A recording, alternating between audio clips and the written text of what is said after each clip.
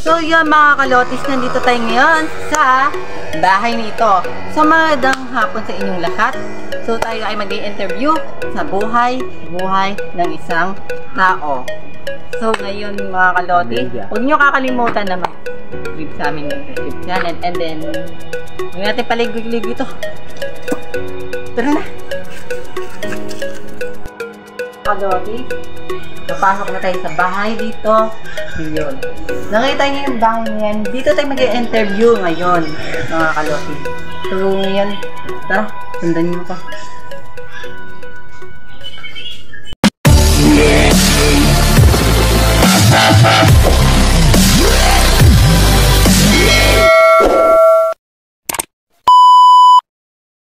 So magandang araw sa inyong lahat. Andito kami para interview si Kuya. Ayan. So Kuya Bads, ano ba yung ano nyo? Buong pangalan nyo? Ayan. Magandang hapon po sa inyong lahat. At dito sa ano po ang paanyong vlog? Pangalan ng paanyong vlog? Lotus Vlog. At sa buong grupo niya, maraming salamat po at ako naman po ay napaunlakan nyo na ako mabigyan nyo ng pagkakataon na ma-interview sa aking kalagayan. Ako po ay isang mayroong karamdaman na medyo hindi ko natin masabi, pero ako po ay nagpapasalamat pa rin dahil unang-una sa Panginoon dahil ako ay andito pa sa mundong ibabaw. Ako nga pala po si Badong na lang o Buddy Carpio at rito po sa Pritchard's Village, Poblacion South. Ako po ay na stroke dahil po siguro sa panahon na lang din. Ako hindi naman po matanda, bata pa po ako naman po ay nasa line of 50 pa lang. Ako ay nagkaroon ng karamdaman. Ako po ay nag-umpisa pa lang aking karamdaman since 2019 po up now at present. Pero ako po ay nagpapasalamat dahil sa akin naman pong kalagayan ako naman po hindi naman po ako nagiging sa hassle na ako nagkasakit. Okay lang po yun, siguro talagang ganyan po ang buhay. Eka nga laban lang po tayo. Yun po ang aking So, ito yung katanungan ko po sa inyo. May katanungan po ako nakahanda rito. So, buhay pa ba yung asawa niyo? Ganon, yung parang, kailan kayo kinasal, kailan kayo, hiwalay, ganon. Kung nasaan na po siya ganon ngayon. Kung, ayun. Basta yun. Yan po, maraming salamat po. Good question po para sa akin yan. Ako po ay almost 12 to 15 years na rin pong kasal sa aking kabiyak. Pero ako po ang buhay weather lang. Hindi natin masasabi. Ang buhay ng isang tao future maayos, maganda. Ang ating buhay bilang mag-asawa, doon po ako natampok sa sabihin na lang natin na yung relasyon na hindi umabot sa tamang panahon na pagtanda.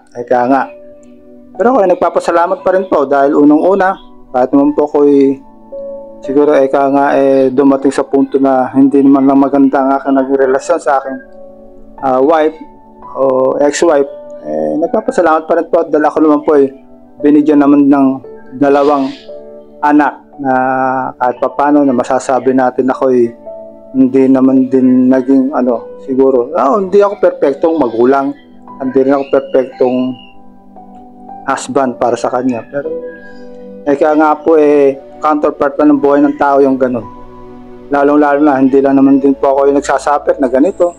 Pero pasalamat pa rin po ako unang-una. Andyan yung mga anak ko. And then, sila naman nagiging provider ko dahil ako po sila lang na po nagpapalakas sa akin. Nagiging inspirasyon ko dahil kahit ako'y hiwalay sa aking asawa. Masakit man po, pero talagang ganun, laban lang po. And then, ako na magbibigay lang din po ng konting short story about sa amin niya. Personal ko sa aking dating asawa na masabi natin na ibig sabihin nagkalayo man kami, pero andun pa naman yung counterpart na bilang pamilya, na sabihin na natin na kahit na kami magkahiwalay, hindi ko pa rin inaano yung ako yung pamilya, binaliwala ko na yung mga anak ko. Ako naman po kahit naman po ako isang breadwinner na din na ganito, na stroke, lumalaban pa rin po ako para sa aking mga anak. Dahil unang-una, hindi naman din po ako pinababayaan ng Panginoon, dahil unang-una, binigyan pa niya ako ng second life para siguro sa mga anak ko na ako'y sinusuportahan pa rin nila, na kahit ako'y isang ganitong nagpapasalamat pa rin ako sa Panginoon. Unang-una sa Panginoon, at unang-una, pangalawa sa aking mga anak, siyempre, at sa mga kaibigan na handang sumuporta at handang tumulong hanggang sa kaya nila. Ako po ay nagpapasalamat din po sa paalala sa Panginoon, na ako'y utang kong buhay ko sa Kanya, dahil ako po ay binigyan niya pa ng pangalawang pagkakataon na mabuhay. Ako po ay nagpapasalamat. Yun lang po. So, maganda yung mga sinabi ni Kuya Bads na totoong buhay niya. Gusto din natin malaman yung mga niya. Gusto ko rin po malaman na kung ano po yung trabaho nyo. Before. And then, yung sabihin niyo na din yung taon. Kung ilang taon kayo doon nagtrabaho, ganun.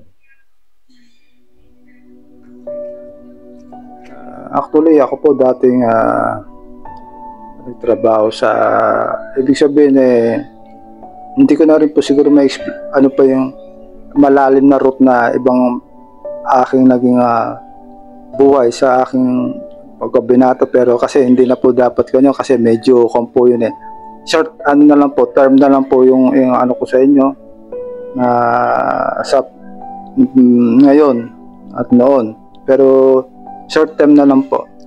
Ako po ay isang dating nagtatrabaho dati ako sa ako po ay nagtrabaho sa PhilRice bilang isang contractor, and then start ako as 2005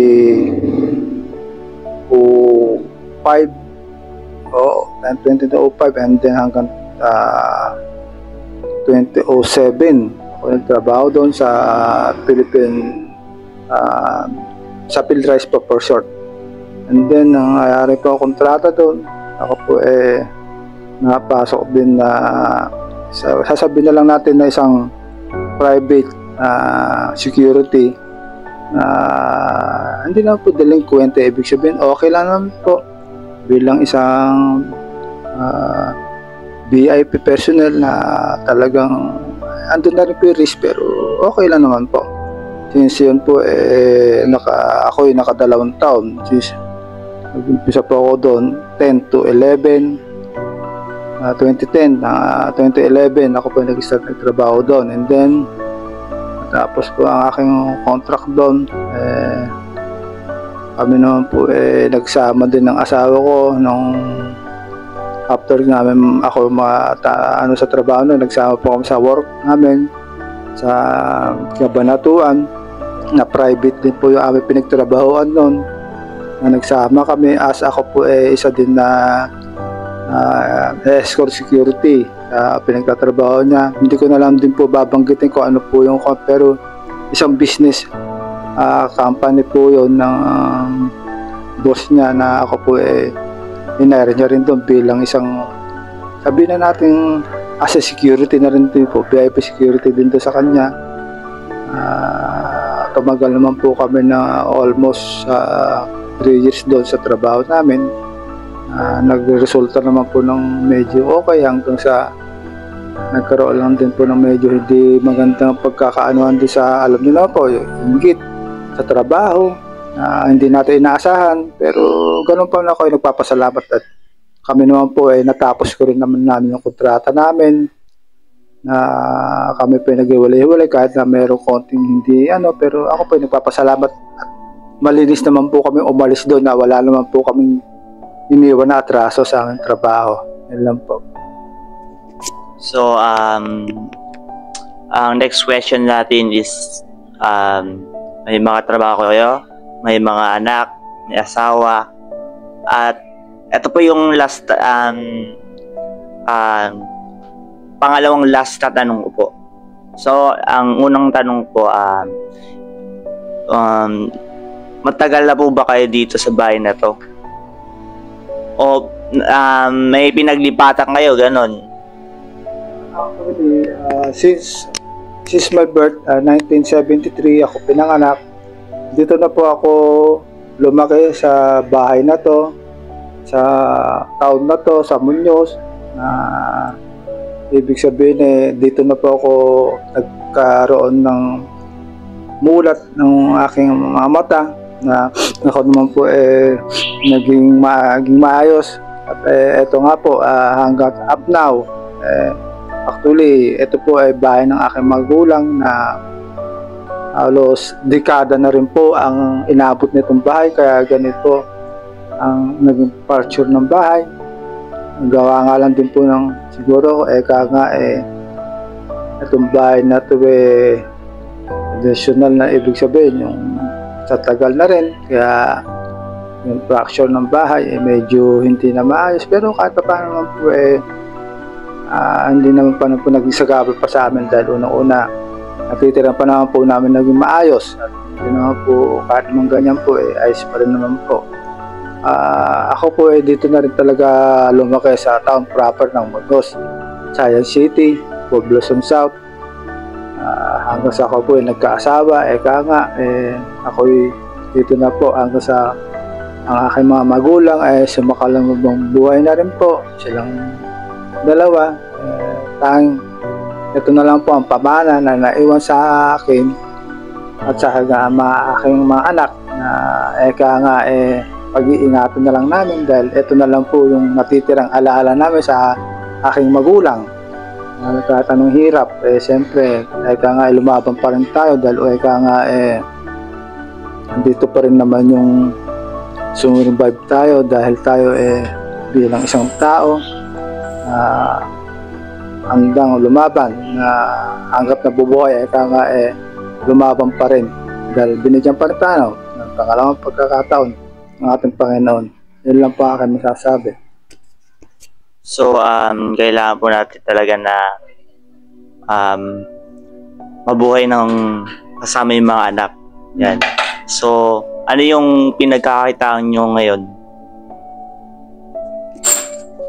About po ngayon sa source income, unang-unang ako po isang breadwinner na nga po dahil sa kalanggayan kong ito. Ako po nga isang stroke victim na kahit gusto ko mo naman pong mag-work na, magtrabaho, gaya na gano'n po, hindi na pa po pwede dahil hindi pa nga ako maayos. Kaya ito po, medyo ang unang pinag-source po namin ng yung aking anak, nag-working student, na kahit anong hirap, talaga siya na po ang umaakay bilang isang magulang dahil siya naman po siya yung nakakasama ko rito. Actually, dalawa po ang aking anak. Yung isa po nandun sa aking biyanan. Sila naman po ang maaalalay doon at una-una nga po ganito nga po ako. Kaya yung panganay ko kasama ko dito sa aking tahanan, sa aking bahay. Siya po ang aking nagiging kasama rito. Lalo na sa konting pinansyal, siya rin po ang nagtatrabaho na at ganito naman po ako. Yun lang po. So last tanong po natin,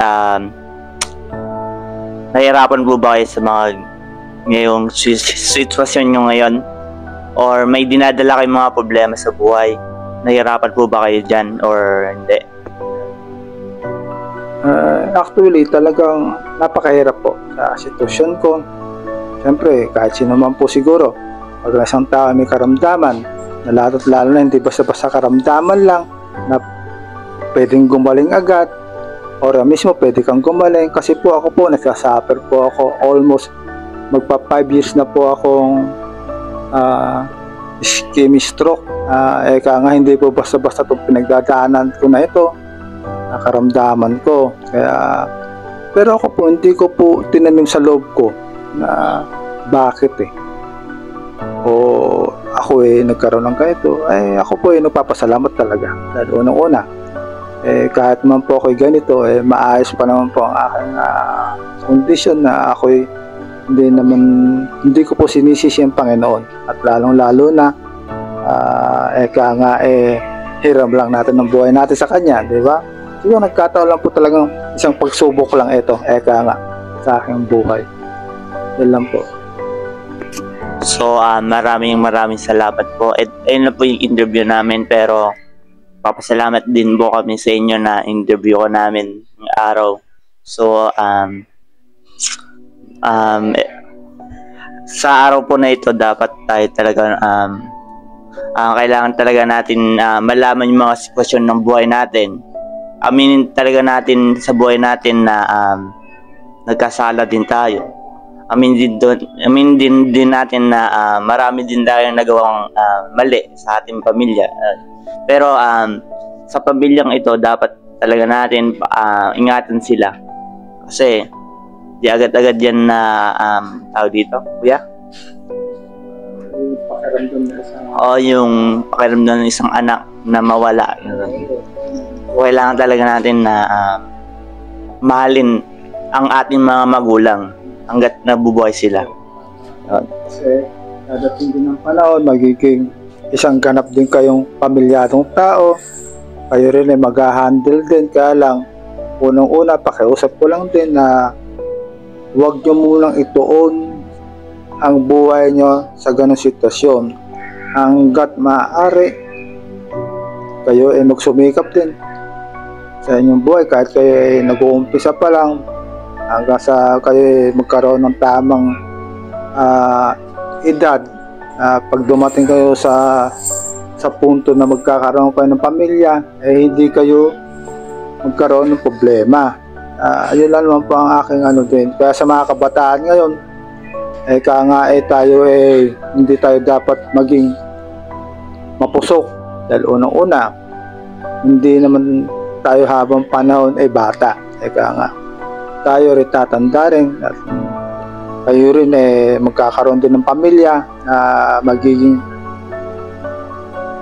matatag, na huwag sanang dumating yung punto na magkaroon ng, siyempre, hiwala yan dahil na mahirap po. Once kasing nagpamilya ka, kailangan sakripisyo at dedikasyon sa sarili. Yan lang po. So, salamat po sa interview po niyo ngayon. Lahat ng mga sinabi niyo po. So, may bibigay pala po. Papasalamat lang din po ako. Unang-una po, maraming salamat po sa uulitin yun yung pag-interview sa akin sa vlog na ano pa ang inyong vlog ni ano pa pangalang Lotus TV po. Ako po nagpapasalamat sa Lotus TV vlog.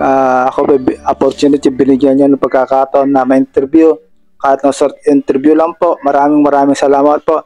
At maraming din pong salamat. Ako po nagpapasalamat na rin na kahit papano hindi nyo pa rin po napapanood ang aking buhay, pero sana po maging inspirasyon din nyo bilang isang magulang at magiging magulang rin kayo. Sana po ay maging inspirasyon din po sa inyo para sa inyo. Maraming salamat po sa inyong lahat at mabuhay po tayong lahat. So, salamat po sa mga interview. So, Kuya Bads, sana matuwa kayo sa regalo namin sa inyo.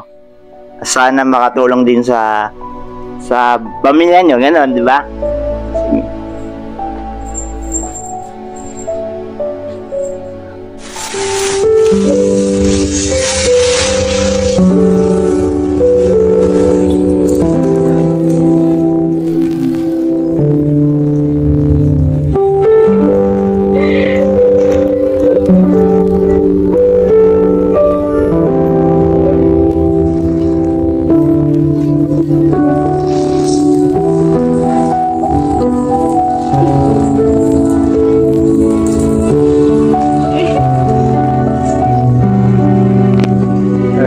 po, maraming salamat po.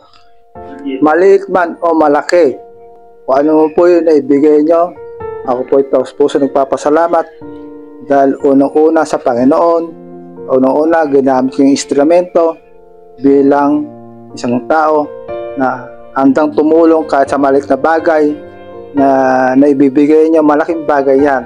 Kasi saan ba nag-uumpisa ang isang bagay na dapat lumaki, diba sa maliit? Ayan po lalaki rin pagdating ng panahon na kayo maging ano pa yung vlog, dire-diretso, madagdagan pa. Maraming pasalamat po ito. Maraming salamat po sa pagbigay niya sa akin itong bigas. Dahil ito po ay bigay ng Panginoon na dinaan sa inyo, na ito ay pampahaba ng buhay ng isang tao. Maraming salamat.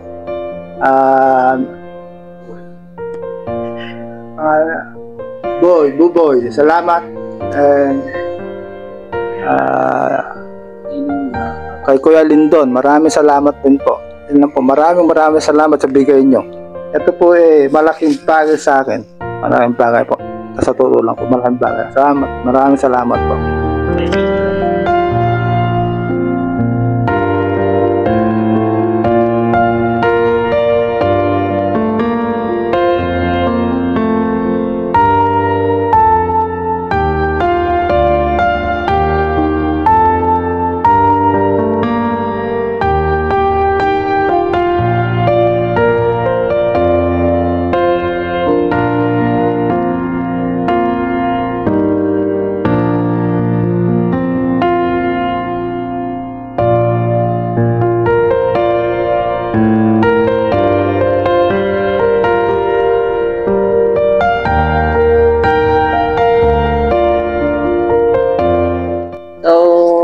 Yan, nakatulong tayo sa ating in-interview, si Kuya Bads nga pala po. Sa kanya mga buhay. And huwag din natin kalimutan na magbigay suporta sa lahat ng mga tao. And then, kahit meron man na konting bagay para maibigay natin sa kanila, yun, para ma-provide natin. Ayun, mga kalotis. Dito.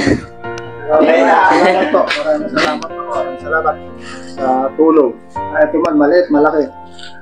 Maraming salamat po. Maraming salamat. Malaking tulong po ito. Maraming salamat po. So yun mga kadoti, huwag niyo kalimutan na mag-subscribe and like and share sa ating video. And then huwag niyo din kalimutan ang YouTube channel ni Kuya Bads. Big Boy. Ano po yung link? Sisa and Big Boy Vlog. Yun guys. Pagpunta nyo po at tayo tutulong din po tayo sa ibang nakakailangan. Salamat po. So yun guys, huwag nyo kakalimutan ang YouTube channel ni Kuya Bads para makatulong din tayo sa kanyang YouTube channel, and then sabay-sabay tayo na umangas sa ating YouTube channel. And guys, bye! Ito na po kami, Kuya Bads. So yung mga kalotis, nagpapaalam na kami dito sa aming vlog. So wala ngayon sila Michael and Mark. So kami muna dalawa ni Buboy dahil may marami talagang pinagdadaanan yung mga kasama namin. So guys, marami pang may vlog na i-interview. Hindi lang kapitbahay namin. Yan, diba? So magbibigay pa kami na kahit ano makakaya namin. So guys, don't forget to subscribe and like and share to my YouTube channel, The Lotis TV. So yung mga Lotis, tara, uwi na tayo.